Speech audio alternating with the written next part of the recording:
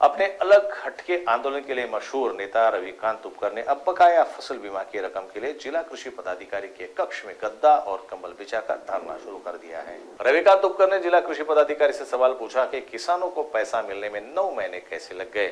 तुपकर ने किसानों को रोकी गई फसल बीमा की राशि ब्याज सहित देने और फसल बीमा कंपनी के खिलाफ मामला दर्ज करने की मांग की है। जब तक किसानों के खातों में बीमा की रकम जमा नहीं हो जाती तब तक कार्यालय में धरना शुरू रहेगा।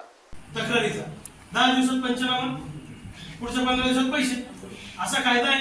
आणि जर 25 दिवसात आपल्याला पैसे नाही मिळाले नुकसान झालं तक्रार केल्यापासून तर काय कारवाई करायला पाहिजे सांगा? आपण व्याजाने सांगतो कंपनीला, व्याजाने पैसे द्यायला पाहिजे आणि लेट झालं म्हणून त्या कंपनीवर कारवाई व्हायला पाहिजे। कारवाईची तरतूद नाहीये त्याच्यात। मग ती जर कंपनी 4 वर्ष पैसे देणार नाही मग काय करसाल तुम्ही? मग मागच्या वर्षी अमरावतीला कसा गुन्हा दाखल झाला त्या कंपनीवर? अहो याच्या आधी या विमा कंपन्यांवर अनेक ठिकाणी गुन्हे दाखल आहेत। चांगला हिशोब काढा तुम्ही, तपासत राहा। महाराष्ट्रात अनेक ठिकाणी या ही कंपनी नाही, प्रायव्हेट कंपनी, दुसरी कंपनी पण विम्याची कंपनी आहे ना। प्रायव्हेट चोऱ्या करायचं लायसन आहे का सरकारी कंपनीला? त्याच्यात तरतूदच नाहीये। मग गुन्हे दाखल कसे केले या कंपन्यांवर याच्या आधी?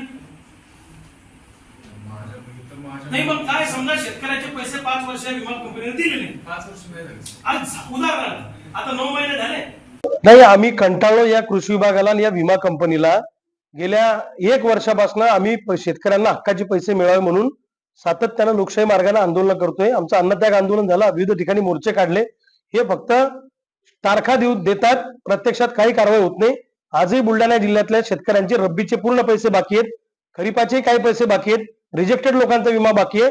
पंचनाम्यामध्ये विमा कंपनीला घोळ घातलेला आहे।